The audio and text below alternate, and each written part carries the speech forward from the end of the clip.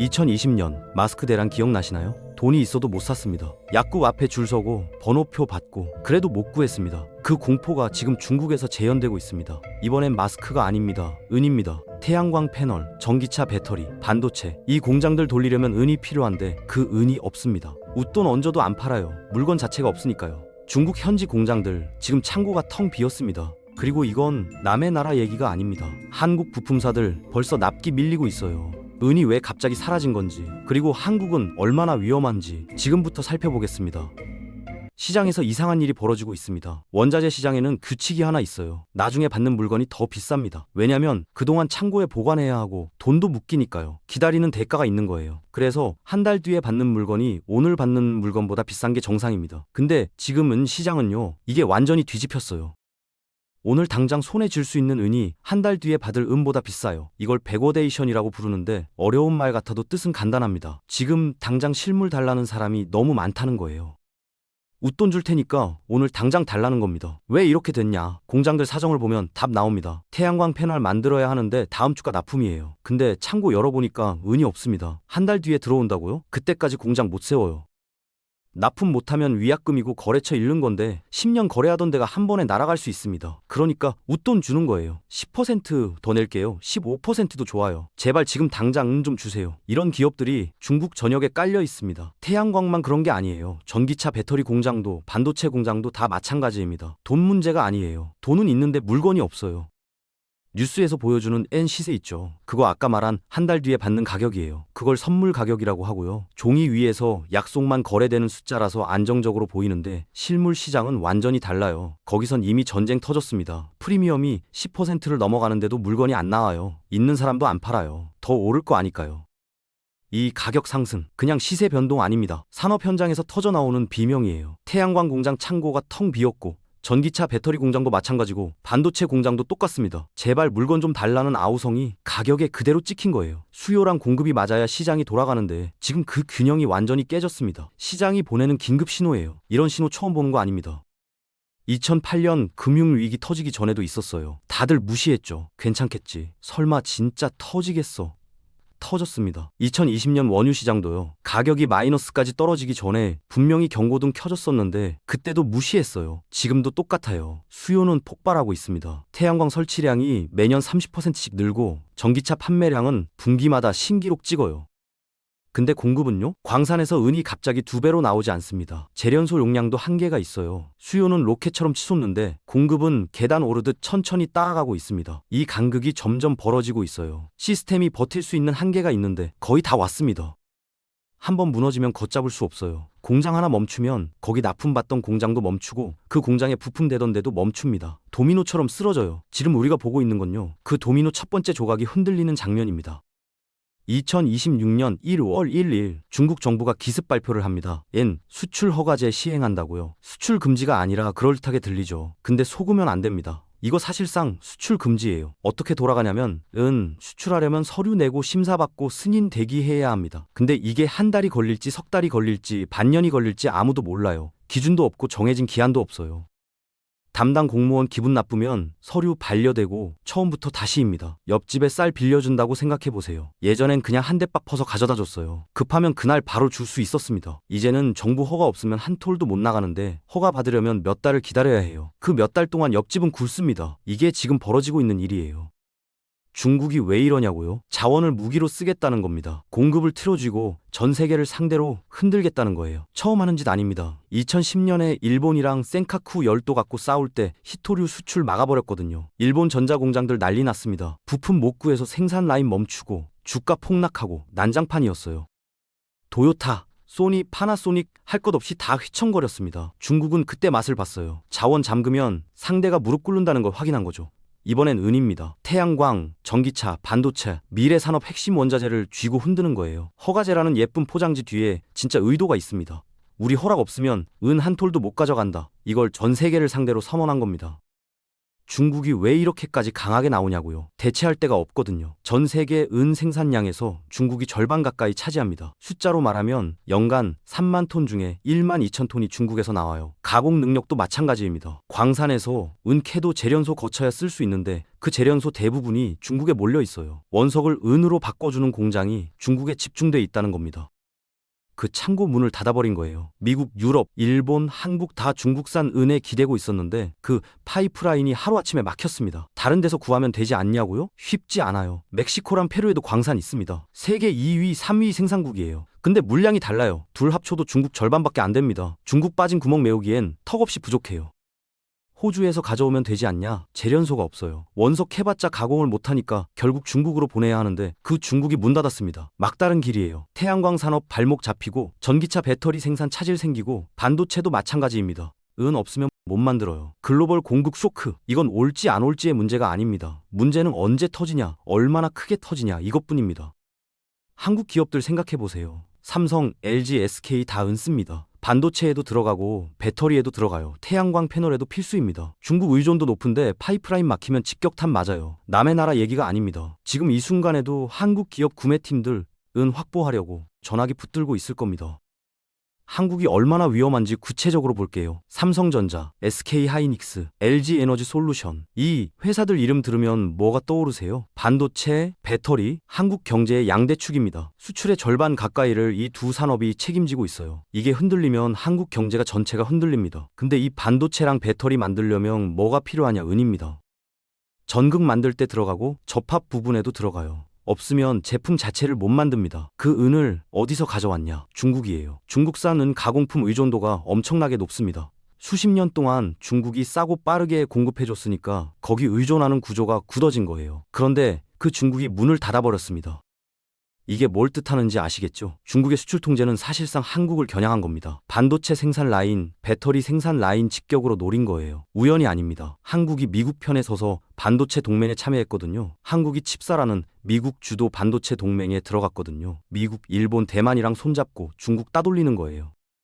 중국이 좋게 볼 리가 없죠. 원자재 가격이 오르면 어떻게 되냐? 제품 가격도 올라야 합니다. 근데 올리면 경쟁력이 떨어져요. 대만 TSMC랑 일본 업체들이랑 가격 경쟁하는데 우리만 비싸지면 주문이 빠집니다. 안 올리면 마진이 깎여요. 어느 쪽이든 손해입니다. 이미 중소기업들은 난리 났어요. 국내 부품사들 M은 못 구해서 납기 지연 터지고 있습니다. 대기업한테 부품 대주는 데들이에요. 여기가 밀리면 대기업 라인도 멈춥니다. 지금 미국이랑 중국이 원자재 갖고 싸우고 있어요. 서로 수출 막고 관세 때리고 난리예요. 그 사이에 낀 게 한국이에요. 고래 싸움에 새우 등 터진다고 하잖아요. 지금 딱 그 상황이에요. 한국 투자자들 밤새 미국 시장만 쳐다봅니다. 나스닥 올랐나, 다우 떨어졌나, SP 어떻게 됐나 이것만 봐요. 근데 이게 정답지가 바로 옆에 있는데 안 보는 거랑 똑같습니다. 중국 상하이 시장이요. 시차가 1시간밖에 안 나요. 한국이랑 거의 같은 시간대에 열립니다. 그리고 이 상하이 시장이 은 가격 흐름을 가장 먼저 보여줘요. 선행 지표입니다. 지금 상하이에서 은이 얼마에 거래되는지 아세요? 미국보다 10% 이상 비쌉니다. 같은 은인데 중국에서 사면 10% 더 내야 해요. 온스당 30달러짜리가 중국 가면 33달러란 뜻입니다. 이게 뭘 뜻하냐면 중국 내 수요가 그만큼 폭발하고 있다는 거예요. 돈 더 내서라도 사겠다는 사람이 넘쳐나니까 가격이 뛰는 겁니다. 역사가 증명해요. 2010년대 금값 랠리 때도 중국 시장이 먼저 올랐습니다. 미국이랑 한국은 뒤따라갔어요. 2020년 원자재 슈퍼사이클 때도 마찬가지였습니다. 상하이가 먼저 움직이고 런던이 따라가고 뉴욕이 따라갔어요. 순서가 있습니다. 중국이 기침하면 세계가 감기 걸리는 구조예요. 그런데 한국 투자자들은 맨날 뉴욕만 봐요. 이미 다 반영된 가격을 보면서 왜 올랐지, 왜 떨어졌지 하는 거예요.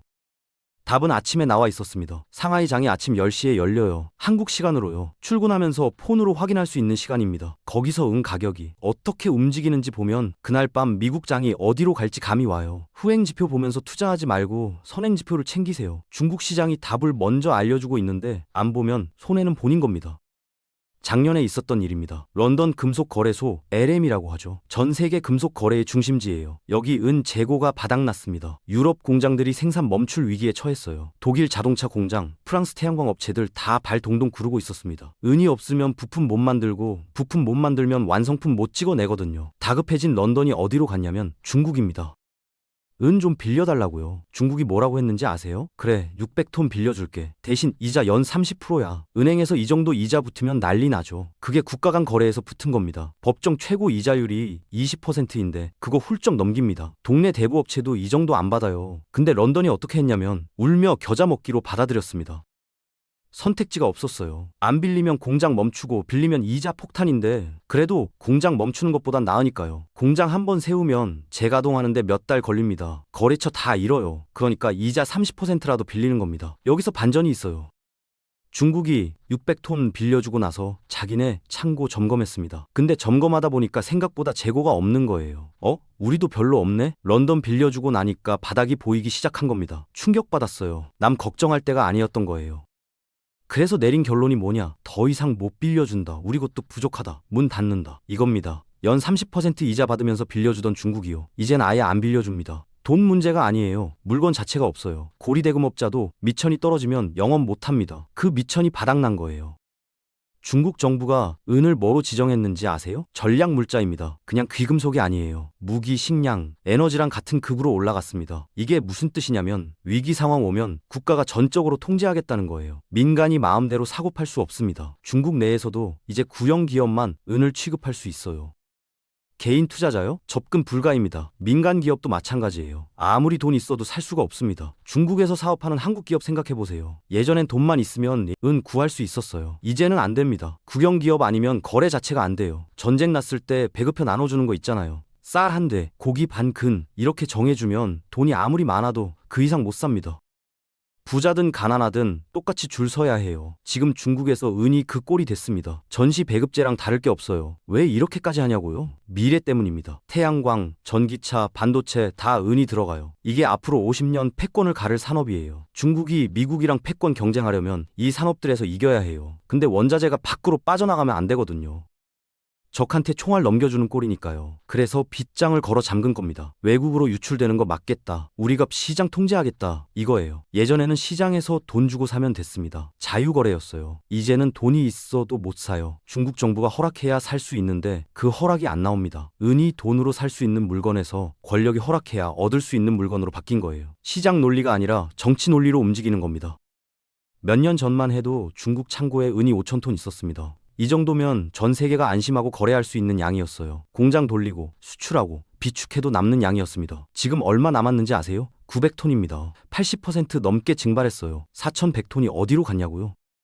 중국이 다 썼습니다. 태양광 패널 찍어내느라, 전기차 배터리 만드느라, 반도체 공장 돌리느라 몽땅 소진했어요. 친환경이다, 미래 산업이다 하면서 정부가 밀어붙인 결과가 이겁니다. 보조금 퍼붓고 공장 세우고 생산량 늘리다 보니까 창고 바닥이 드러난 거예요.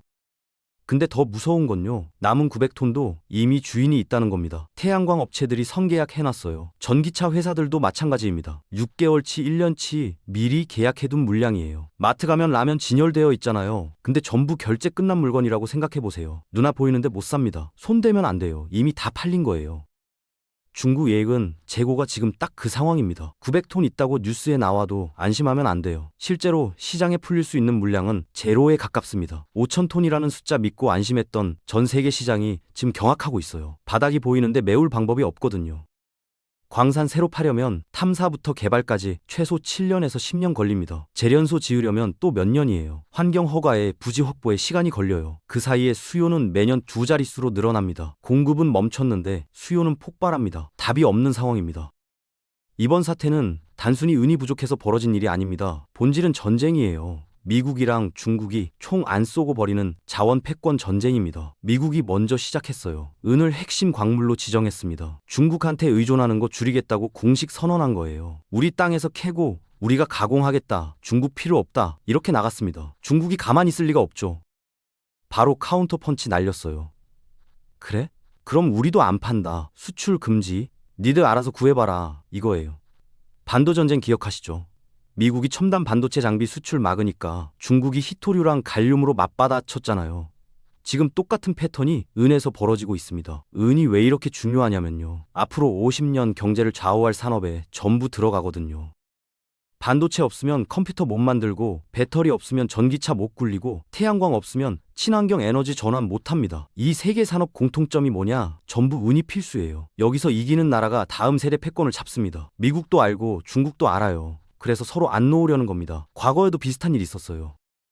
1970년대 석유 파동 때 중동이 수출 막으니까 가격이 4배로 뛰었습니다. 2010년 히토류 분쟁 때도 중국이 일본 수출 막으니까 가격 폭등했어요. 강대국끼리 자원 갖고 싸우면 그 자원 가격은 무조건 오릅니다. 지금 미국이랑 중국 서로 물러설 생각 없어요. 협상 테이블에 앉을 기미도 안 보이고 오히려 점점 더 세게 나가고 있습니다. 이 싸움이 길어질수록 은 가격은 튀어오를 수밖에 없는 구조예요.